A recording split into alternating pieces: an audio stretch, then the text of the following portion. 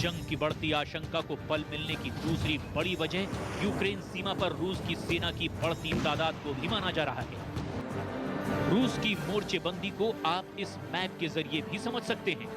रूस अब पश्चिम में यूक्रेन से लगने वाली सीमा पर सैनिकों का जमावड़ा बढ़ाता जा रहा है, तो वहीं क्राइमिया की तरफ से भी यूक्रेन को रूस के सैनिकों ने घेर लिया है। और तो और यूक्रेन की मोल्डोवा से लगी सीमा पर भी रूस की सेना तैनात है। कुल मिलाकर रूस ने यूक्रेन की सीमा के पास अपने 1,30,000 सैनिक तैनात किए हैं, जो गोला बारूद और बंदूक से लेकर टैंक तक से लैस है।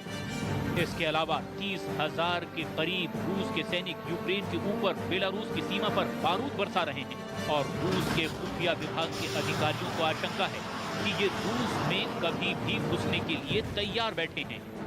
अब आगे बढ़ें, उससे पहले रूस यूक्रेन सीमा पर पिछले 2.5 महीने से कैसे अपने सैनिकों की संख्या लगातार बढ़ाता जा रहा है, जरा इसे भी जान लीजिए।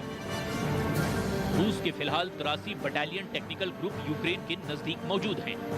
दिसंबर 2021 तक यहां 53 बटालियन थी, जबकि जनवरी 2022 में रूस ने अपनी बटालियन की संख्या बढ़ाकर 60 तक कर दी। फरवरी यानी अब उसके बटालियन की तादाद बढ़कर 83 हो चुकी है। यूक्रेन सीमा पर रूस जैसे जैसे अपने सैनिकों की संख्या बढ़ाता जा रहा है, यूक्रेन की सेना भी खुद को तैयार करने में लगी हुई है।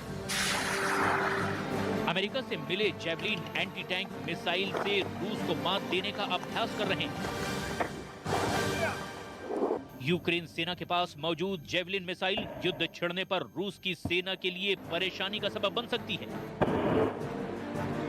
साथ ही साथ 80 के दशक में रूस के विमानों के लिए गाल बनकर सामने आई स्टिंगर मिसाइलें भी यूक्रेन की सेना की ताकत बनी हुई हैं। स्टिंगर और जेवलिन मिसाइलों के जरिए यूक्रेन की सेना लगातार बंकर तोड़ने का अभ्यास कर रही है। Це поближче до бойових дій, ви ж розумієте, війна може початися в будь-яких погодних умовах.